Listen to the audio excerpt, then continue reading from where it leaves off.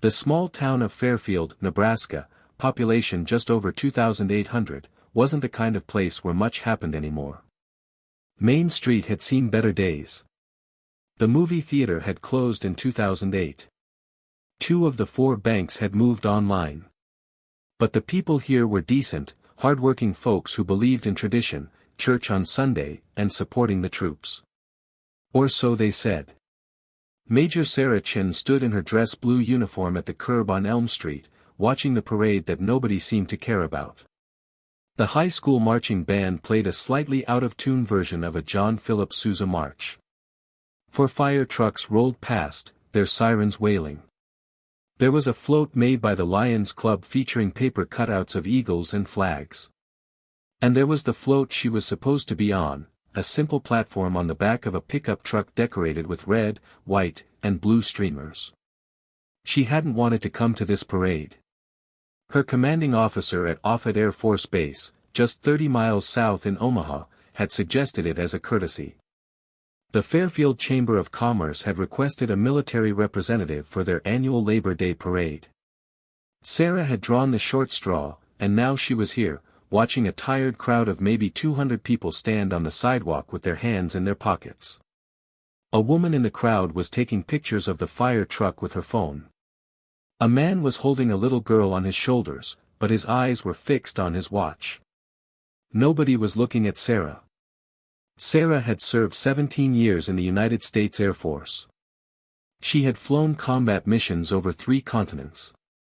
She had led a squadron of pilots, managed a budget of millions of dollars, and made decisions that affected national security. Last month, she had been passed over for promotion again, the only woman in her command group not to make colonel this year.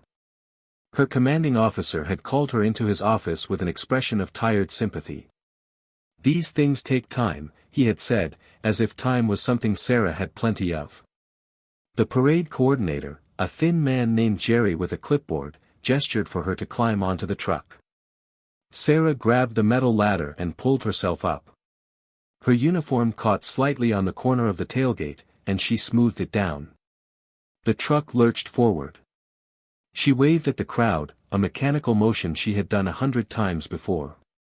A few people waved back. Most didn't notice. As the truck rolled down Main Street, Sarah's eyes found the old man standing alone on the corner of 5th and Elm. He was tall, even stooped with age, with white hair and weathered hands. He wore a baseball cap that said, "Vietnam Vet," in faded gold letters. He wasn't watching the fire trucks or the marching band. He was staring straight down at the sidewalk, his shoulders curved inward, his body folded into itself like a man trying to take up as little space as possible. Sarah looked away, back at the crowd. But her mind stayed on him. The parade ended at the park, where the Lions Club was setting up tables for an ice cream social. Sarah was supposed to stand at one of the tables for 90 minutes, shake hands with residents, and tell them about the Air Force. She did this with a smile and professionalism. She talked to a boy who wanted to know if he could become a pilot if he wore glasses. She answered a woman's questions about military benefits for her grandson. She signed a piece of paper for an elderly man who said he had friends in the Air Force. Through it all, she kept thinking about the old man with the Vietnam vet cap. At 4:45, Sarah excused herself from the ice cream table. She told Jerry she needed to get back to base. She didn't wait for him to argue. She walked her car, a silver Honda Civic that she kept neat as a pin, back toward the downtown area. The man was still there, standing on the corner of 5th and Elm, in almost the exact same spot. He was looking down at the ground now, his hands at his sides. Sarah pulled her car into a small lot and got out. Her uniform was pristine. Her shoes reflected the late afternoon sun. She walked toward him. "Hello," she said. The man looked up. His eyes were pale blue, faded by decades of sun and probably a lot of other things too. He looked at her uniform, and something flickered across his face, a moment of something that might have been shame or pain or both. "Afternoon," he said quietly. "I noticed you during the parade," Sarah said. "You weren't watching the marching band or the floats." You were just standing alone. The man shifted his weight. Old guys like me, we don't fit into parades much anymore, he said. What's your name? Sarah asked. William. William Garrett. His voice was barely above a whisper. Most people call me Bill. Bill, Sarah repeated. Where did you serve? Vietnam, he said, touching his cap. 1968 to 1971. Army. Infantry. Sarah didn't say what everybody else said, thank you for your service, those hollow words that meant nothing and everything at the same time. Instead, she said, I'm Sarah Chen. Air Force. 17 years. They stood in silence for a moment. The afternoon light was turning gold, making the old storefronts along Main Street look like they were from another era entirely. Do you come to these parades often? Sarah asked. Sometimes, Bill said. I like to come because I believe in remembering. Honoring those who served. I've got friends who didn't make it home. He paused. But I don't know. It feels like the town forgets. They have the parade, they have the ice cream social, and then it's over. People go back to their lives. And guys like me, we're just old news. Sarah felt something shift in her chest.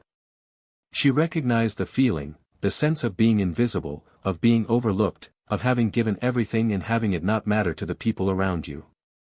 Would you like to get a coffee? Sarah asked. There's still a diner on Main Street, isn't there?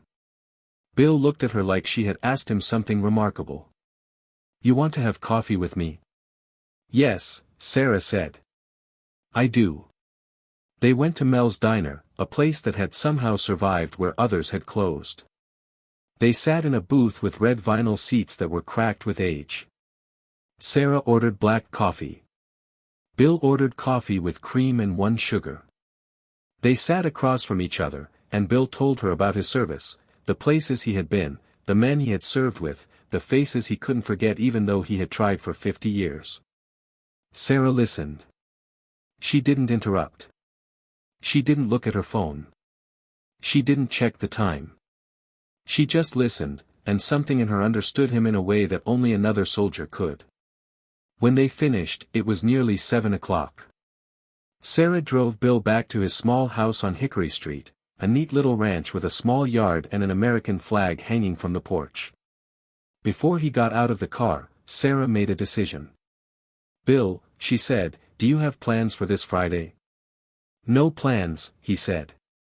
Retirement is pretty much all the same days. Would you come back to the base with me? There's an air show. F-22 Raptors will be flying. I'd like you to see them. I'd like you to sit with me. Bill's eyes filled with tears. He didn't try to hide them. Yes, he said. Yes, I would like that. Sarah watched him walk up to his house. When he got to the door, he turned back and waved at her. She waved back. That night, in her small base apartment, Sarah lay in bed and thought about invisible men and forgotten soldiers. She thought about how a society could claim to honor its military while forgetting the individual human beings who had sacrificed everything. She thought about Bill Garrett, standing alone on a street corner, and she made a quiet promise to herself. She would make sure he was seen. She would make sure he was remembered. And Friday came clear and bright, the kind of September day that felt like a gift in Nebraska. Sarah picked up Bill at 9 in the morning. He was waiting on his porch, wearing the same Vietnam vet cap, clean khakis, and a button-up shirt he had probably ironed the night before. He looked nervous and excited at the same time, like a boy on his first day of school. The drive to Offutt Air Force Base took 45 minutes. Bill spent most of it looking out the window, making small comments about how the landscape had changed since he was young. Sarah drove smoothly, listening, occasionally asking a question to keep him talking. At the gate, Sarah showed her military ID. The guard waved them through. Bill's hands trembled slightly as they entered the base. Sarah noticed, but she didn't comment on it. The air show was held on the far side of the base, a massive flat field where the Raptor jets were lined up in a careful line. Hundreds of civilians had come to watch. There were families with children, elderly couples, school groups. Sarah had arranged for Bill to have a special seat in the VIP section, close to the action, with a good view. She settled him in a chair with a bottle of water. "I'm going to have to go check in with some personnel," she said. "But I'll be right over there." She pointed to a tent where several officers were gathered. "You just watch the sky. When you see them come, you'll know it." Bill nodded, his eyes already fixed on the horizon. Sarah spent the next hour doing the things she was supposed to do, talking to commanding officers, standing in formation, being a major in the United States Air Force. But her attention kept drifting back to Bill, sitting alone in his chair, waiting. At 2 o'clock, the announcer came on. The first group of aircraft would be the F-22 Raptors, the most advanced fighter jets in the world. Sarah watched Bill's shoulders straighten. He sat up a little taller. Then she saw them. They came from the north, a formation of 4 jets, moving fast and silent until the sound reached the ground like a physical force. The crowd gasped. The jets banked and climbed, the afternoon sun catching their bodies and making them gleam like silver bullets. They moved with impossible grace, turning and diving and climbing as if the laws of physics were merely suggestions. Sarah watched Bill's face. Tears were streaming down his cheeks. His mouth was open slightly. His hands gripped the arms of the chair. He was watching the jets with an expression of wonder and something else, something that looked like healing. The jets completed their maneuvers and pulled up into the sky, growing smaller and smaller until they disappeared. But the sound lingered, and the people in the stands were cheering, taking pictures, pointing at where the jets had been. Sarah walked over to Bill. He was still staring at the sky where they had disappeared. "That was..." Bill couldn't finish the sentence. "I know," Sarah said, sitting down next to him. "I've never seen anything like that," Bill whispered. "Not in all my life. The power, the beauty, those kids flying those things, there's something special." Sarah looked at him. "You know what? One of those pilots is a friend of mine. Lieutenant Marcus Webb. He's been flying Raptors for 6 years. Would you like to meet him?" Bill's head turned toward her sharply. "Could we?" Sarah smiled. "Come on." She led him around the perimeter of the field toward the flight line. Security checked their IDs, and then they were walking toward the jets. The pilots were climbing out of their cockpits, pulling off their helmets, wiping sweat from their faces. The jets were still hot, the metal ticking and pinging as they cooled. Lieutenant Marcus Webb saw Sarah and waved. He was a tall black man, maybe 30 years old, with an easy smile and the bearing of someone who had complete confidence in his own abilities. Sarah had worked with him for 3 years. They respected each other. "Major Chen," he said, jogging over. "Great show today." "It was perfect," Sarah said. "Marcus, I want you to meet someone. This is Bill Garrett. Bill is a Vietnam veteran, and he watched your entire performance today. Bill, this is Lieutenant Marcus Webb. He's one of the best Raptor pilots in the command." Marcus extended his hand. "Mr. Garrett, sir. Thank you for your service." Bill shook his hand, his own hand trembling slightly. "Son, what you did up there, that was the most beautiful thing I've ever seen." Marcus smiled. "We do our best, sir." "Thank you for saying so." They talked for 10 minutes. Marcus told Bill about modern fighter tactics, about the capabilities of the Raptor, about what it felt like to fly at speeds faster than sound. Bill asked intelligent questions, his voice growing stronger as he talked. He was no longer the invisible old man standing on a street corner. He was a fellow aviator, a soldier, a person worth listening to. When it was time to go, Marcus saluted Bill. "It was an honor to meet you, Mr. Garrett." "Truly." Bill saluted back, the motion stiff but sincere. Sarah saw the emotion in his eyes. On the drive back to town, Bill was quiet at first. Then he said, "I need to tell you something, Major. Something I haven't told many people." "Okay," Sarah said, keeping her eyes on the road. "In Vietnam, I was in a helicopter crash. 1970, we went down in a hot zone. I was the only one who walked away without serious injuries. I pulled 3 men out of that helicopter. One of them died anyway, in my arms. I've carried guilt about that for 50 years. Wondering why I survived when he didn't. Wondering if I did everything I could." Sarah listened. Today, Bill continued, watching those jets. "Seeing a young black man, a man who maybe wouldn't have had the same opportunities one did when I was young, flying the most advanced aircraft in the world with skill and confidence. Seeing him look at me with respect. I don't know why, but it felt like maybe it all meant something. Like maybe the sacrifice, the pain, the loss, maybe it mattered because it led to this. To this future where things are different and better." Sarah felt tears prickling her own eyes. She kept her voice steady. "It did matter, Bill. Your service mattered. And you mattered today, too. You should see how Marcus talked about you afterward. He felt honored to meet you." "Did he really?" Bill asked softly. "Really," Sarah said. That night, Sarah made a decision. She couldn't let this moment be forgotten.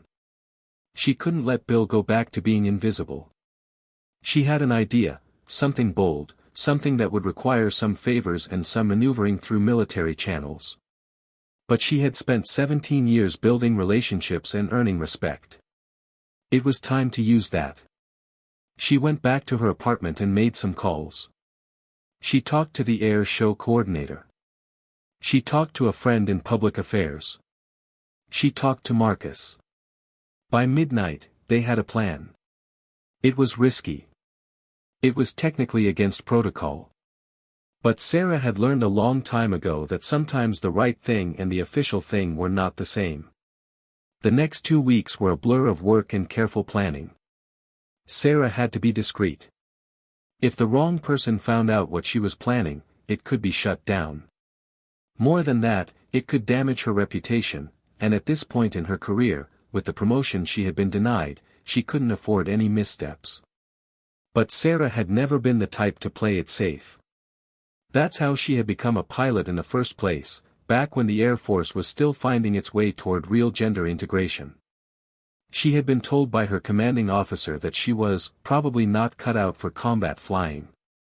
She had been told by her own father, a retired Army officer, that she was wasting her looks on a man's job. She had ignored all of them and become one of the best pilots her generation had to offer. She could handle some risk for Bill Garrett.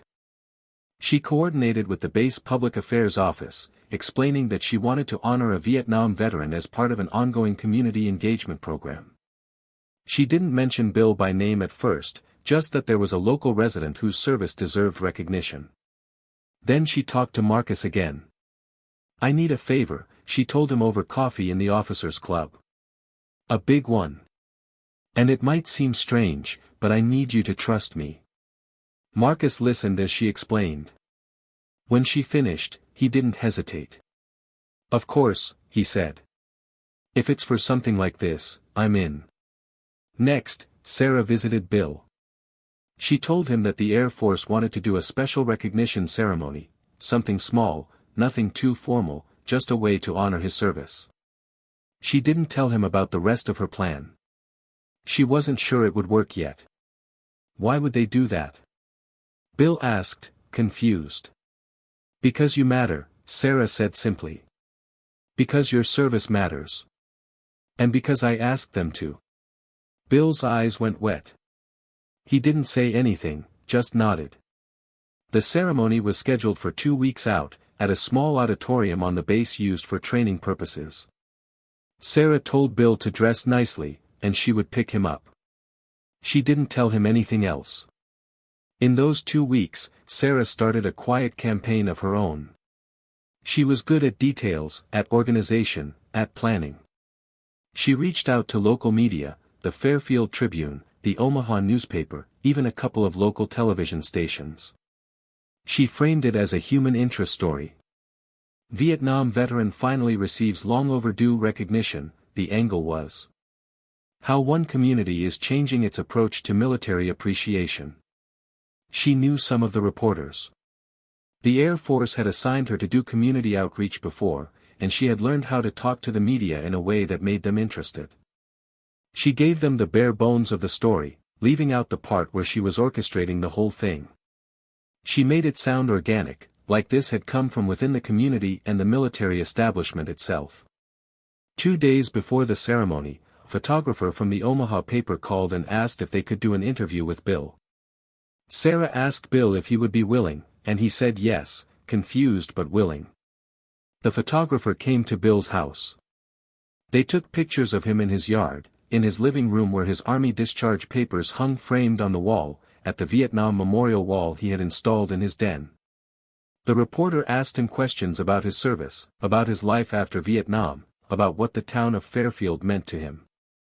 Bill answered with the kind of simple honesty that could only come from someone who had nothing left to hide. The article ran the day of the ceremony. Local hero, Fairfield's Vietnam veteran finally gets his day, was the headline, and there was a 3-column photo of Bill in his veteran's cap, his weathered face turned toward the camera. The article was warm and human. It told the story of a man who had served his country with quiet dignity and had lived his entire life in the same small town, never asking for recognition, never expecting it. It was exactly the kind of story that made people feel ashamed and inspired at the same time. That morning, every single person in Fairfield with internet access read that article. Many of them shared it on Facebook. Several people texted it to friends. Bill didn't know about any of this. He didn't know about the television news crew that had been asked to cover the ceremony. He didn't know about the 2 other Vietnam veterans from neighboring towns that Sarah had invited, men who would stand beside him as a show of solidarity. He didn't know that his high school principal had called and asked if she could attend. He didn't know that the mayor had blocked off his calendar. Sarah picked him up at 1 o'clock in the afternoon. Bill was dressed in his best clothes, khakis and a blue blazer, his Vietnam vet cap sitting on the passenger seat between them. His hands shook slightly as she drove him to the base. "I'm nervous," he said. "What if I say something wrong?" "You'll be fine," Sarah assured him. "Just be yourself. That's all anyone wants." The auditorium was larger than Bill expected. There were folding chairs set up in neat rows, and they were full. Sarah hadn't exaggerated when she said it would be small. There were maybe 300 people, mostly local residents from Fairfield and the surrounding areas. Bill's eyes widened when he saw the crowd. Sarah led him to a seat in the front row. She sat next to him. The ceremony began at 2 o'clock. The base commander, a 2-star general, spoke first. He talked about the importance of honoring veterans, about the changing nature of how America had learned to appreciate those who had served, about the debt that the current generation owed to those who had fought in Vietnam. Then Major Sarah Chen was called to the podium. She looked out at the crowd, her eyes finding Bill's. She began to speak. "When we talk about military service," she said, her voice clear and strong, "we often talk about the battles, the operations, the big moments. But service is also about the quiet moments. It's about the man who comes home and builds a life and never asks for anything in return. It's about showing up to your community, to your town, day after day, for 50 years. It's about the dignity that comes from knowing you did your duty." She talked about Bill without naming him yet, describing his service, his sacrifice, his character. She talked about how the military learned from its veterans, how each generation of soldiers stood on the shoulders of those who came before. "Today," Sarah said, "we want to acknowledge one man who represents the very best of military service. His name is William Garrett, and he is here with us today." Bill's entire body tensed. People turned to look at him. He stared straight ahead, his hands gripping the arms of his chair. Mr. Garrett, Sarah said, please stand up. Slowly, Bill rose to his feet. Sarah came down from the podium and walked to him. The entire room was quiet, watching. On behalf of the United States Air Force, and on behalf of the people of Fairfield, Nebraska, I want to thank you for your service, Sarah said. She presented him with a certificate, but that wasn't the main thing. The main thing was what happened next. The general stood up and saluted Bill. Then Major Chen saluted him. Then every single officer in the room stood and saluted him. Then, without being asked, every other military member stood and saluted him. It spread through the crowd like a wave, people standing, turning their bodies toward this old man, showing him the respect that he had been denied for 50 years. Bill's face crumpled. Tears streamed down his cheeks. His hand came up slowly, and he returned the salute, his shoulders straightening, his body remembering what it meant to be after the ceremony. There was a reception. Local business owners had donated food and drinks. People lined up to shake Bill's hand. The mayor hugged him. The high school principal told him how proud she was to have had him graduate from her school. The local paper's photographer took picture after picture. Sarah stood back and watched, her purpose accomplished. But she wasn't done yet. There was still one more piece of her plan, the piece she had been most nervous about executing. At 3:30, a man in a flight suit approached Sarah. It was Marcus, freshly showered and in civilian clothes now, carrying his gear. He caught her eye and gave a small nod. Sarah walked over to Bill, who was in the middle of talking to one of the other Vietnam veterans. Bill, she said, there's someone I'd like you to meet. Would you come with me for a moment? Bill excused himself and followed Sarah out of the auditorium, into a hallway that led toward the flight line. Where are we going? He asked. You'll see, Sarah said. They walked through the building and out onto the tarmac. A single F-22 Raptor sat gleaming in the afternoon sun, its cockpit open. Marcus was doing a pre-flight check, and when he saw Bill, he waved. Major Garrett, Marcus called out. Thank you for coming. Bill stopped dead. What's this? Sarah smiled. I arranged something special. Marcus is going to take a Raptor up for a short flight. And you're going to watch it from the best seat in the house, right from there. She pointed to a viewing platform that had been set up, with a perfect vantage point of the sky above the base. A flight? Bill said faintly. Just for me. Just for you, Sarah confirmed. To thank you for your service. To show you what the next generation is doing, flying higher and faster than you ever could in your time. To show you that your sacrifice led to something beautiful. Bill's legs seemed to give out, and Sarah had to guide him to a chair on the viewing platform. She sat beside him as Marcus finished his check and climbed into the cockpit. The Raptor's engines fired up, a sound like controlled thunder. The jet began to move, rolling slowly across the tarmac toward the runway. Bill's hand found Sarah's, and he held it tightly. Is this really happening? He whispered. It's really happening, Sarah said. The jet taxied to the runway. Sarah could see Marcus in the cockpit, running through his checklist. Then the jet surged forward, moving faster and faster down the runway until its nose tilted up and it lifted into the air with a grace that defied its enormous weight and power. The jet climbed higher and higher, the afternoon light catching its body and turning it silver gold. Bill stood up, his hand still holding Sarah's, his head tilted back as he watched the impossible machine climb into the sky. And then Marcus did something that would later cause some paperwork and a friendly conversation with his commanding officer. He banked the Raptor sharply, coming around in a long arc. He descended lower, his flight path bringing him closer to the base, closer to the viewing platform where Bill stood. The jet came in from the north, traveling fast, its engines screaming. As it passed directly over Bill, Marcus peeled the nose of the aircraft up hard, and the jet climbed nearly vertically, its afterburners creating two bright streams of flame against the blue sky. The boom of the engines hitting them physically was like a concussive wave, pressing down on their bodies.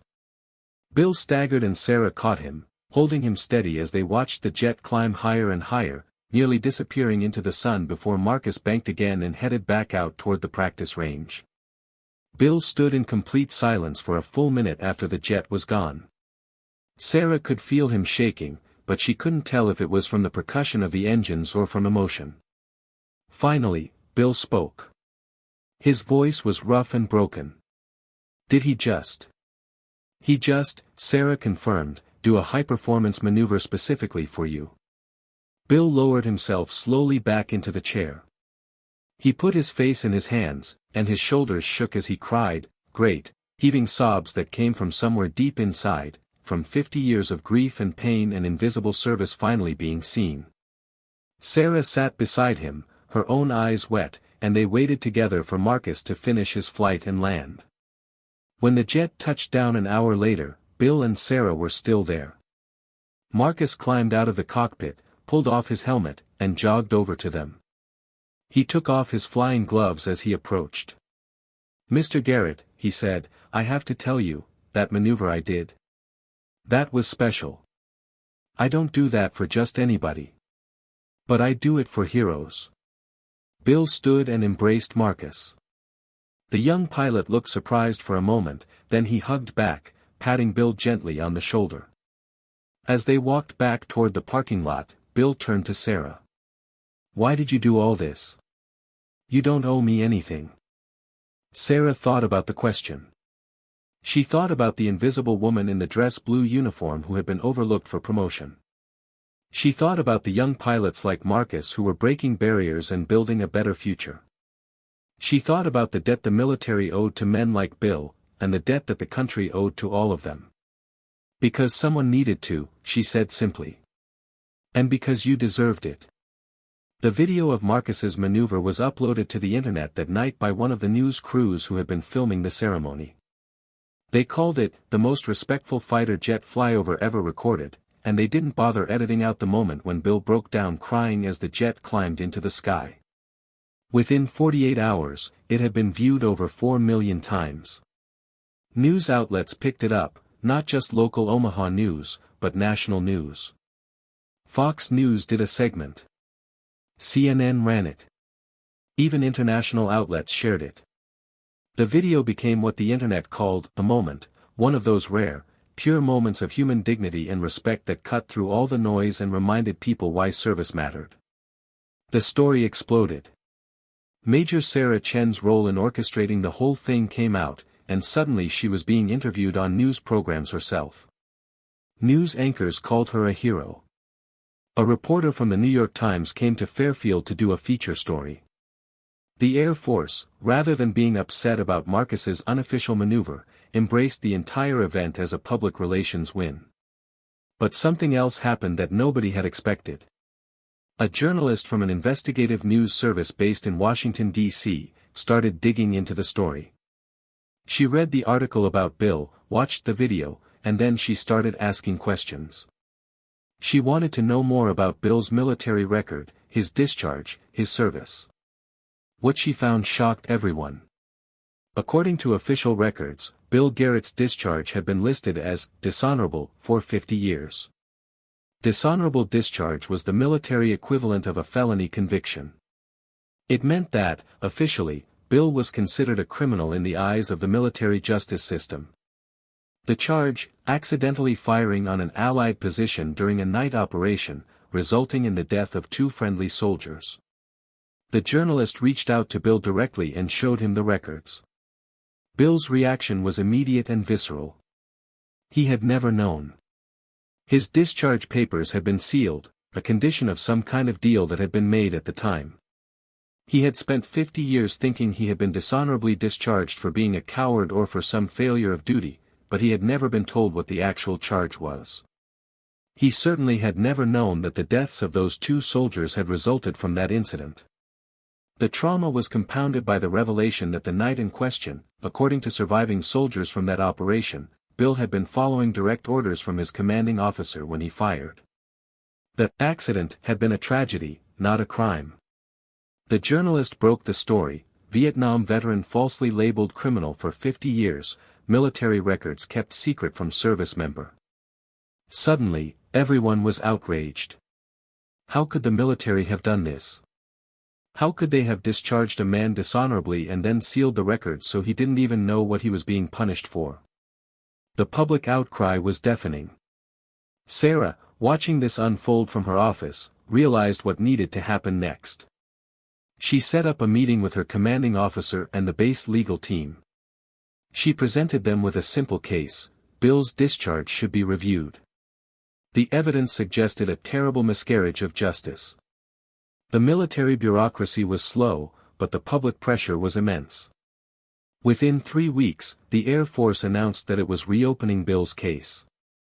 Within 2 months, they had completed their review. The verdict: Bill Garrett's discharge was being formally overturned. The dishonorable discharge was expunged from his record, replaced with an honorable discharge. An official statement acknowledged that the incident in question had been a tragedy, not a crime. Bill was being offered back pay, a formal apology, and the opportunity to receive military honors that had been denied to him for 50 years. The ceremony to officially restore Bill's honor took place on the same base where the first recognition ceremony had been held. This time, it was a much bigger affair. Senator from Nebraska attended. A general from the Pentagon came to personally read the official apology. The room was packed with veterans, active duty personnel, and civilians. But the most important moment came at the very end. When all the official ceremonies were over, Marcus walked onto the stage. He was in full flight suit, having just returned from a training flight. He approached Bill, and in front of everyone, he went down on one knee. "Mr. Garrett," Marcus said, loud enough for everyone to hear, "I want you to know that the maneuver I performed for you, the one that was supposed to be a tribute to your service, was actually underselling what you deserve. You didn't just serve your country. You were wronged by your country, and you carried that burden with dignity and grace for 50 years, never knowing what the accusation even was. That kind of strength, that kind of character, that's what we should all aspire to."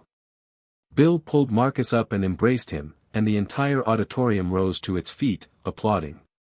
But Sarah, watching from the wings, knew that the real work was just beginning.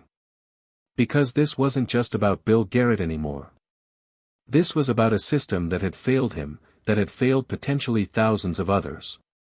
And Sarah had influence now, the kind of influence that came from public recognition, from viral videos, from doing the right thing in a way that the entire world could see. 2 months later, Sarah made a decision. She turned down her next command assignment. Instead, she filed for a position in the Office of Inspector General for the Air Force, a job that would allow her to investigate potential injustices in military records and discharges.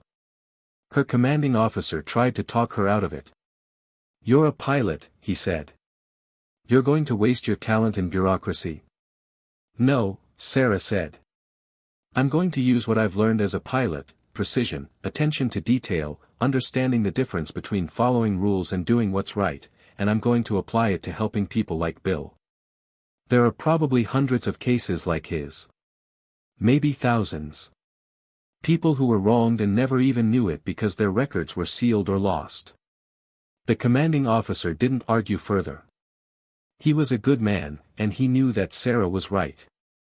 Sarah's new job led to the discovery and review of over 700 cases of potentially unjust or incorrect military discharges. She worked with a team of legal experts and military historians to determine which cases warranted further investigation. By the end of her first year, she had successfully helped overturn or correct 12 additional discharges. But the real impact wasn't measured in statistics. It was measured in the faces of the veterans who finally learned the truth about their service. It was measured in the families who understood, for the first time, that their father or grandfather or uncle hadn't been a criminal, they had been heroes. And it all started because a major in the United States Air Force had noticed an old man standing alone on a street corner, and she had decided that he deserved to be seen. Bill Garrett lived another 7 years after that. He became a regular at Offutt Air Base.